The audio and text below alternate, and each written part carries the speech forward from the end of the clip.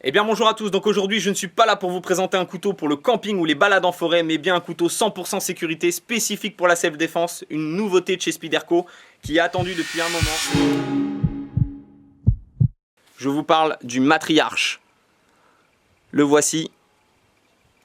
Sa ligne vous dit forcément quelque chose. On fait un petit tour ensemble.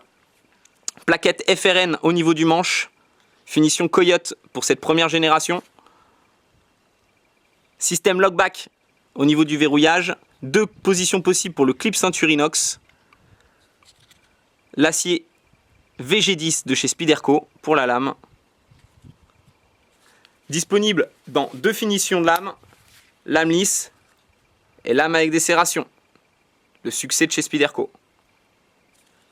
Donc, vous vous doutez qu'avec ce genre de forme, on n'est pas là pour étaler les rillettes. Maintenant, le fait que c'est un modèle qui a été réduit par rapport à quoi?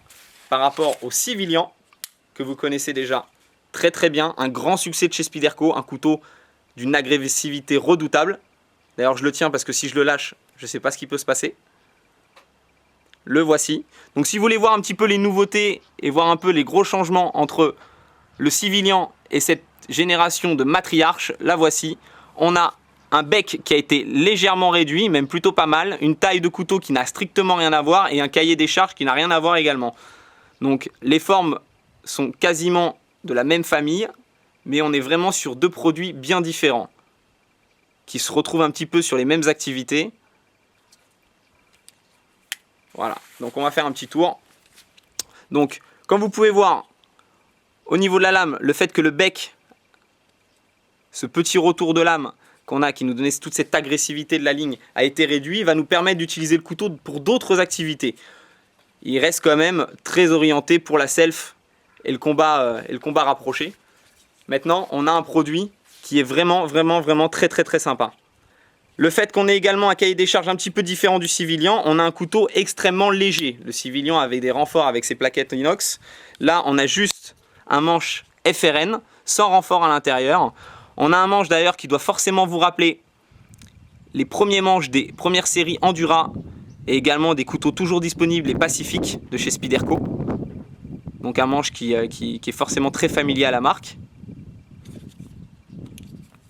L'avantage aussi qu'on a sur cette nouvelle génération avec ce manche-là, c'est qu'on n'est plus sur des rivets. On a accès à un axe, juste là, pour régler la lame s'il y a du jeu. Contrairement aux anciennes générations sur ces manches-là qui étaient équipées de rivets qu'il fallait mater s'il commençait à avoir du jeu. Donc là, l'avantage, c'est que vous pourrez régler ça juste avec une petite clé. C'est beaucoup plus facile. Et il y a une évolution. Donc le voilà.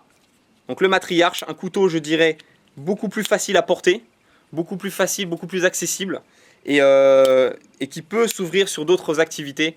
Le fait qu'il y ait ce crochet-là peut permettre d'accrocher des matières comme de la corde, hein, pour sectionner différentes...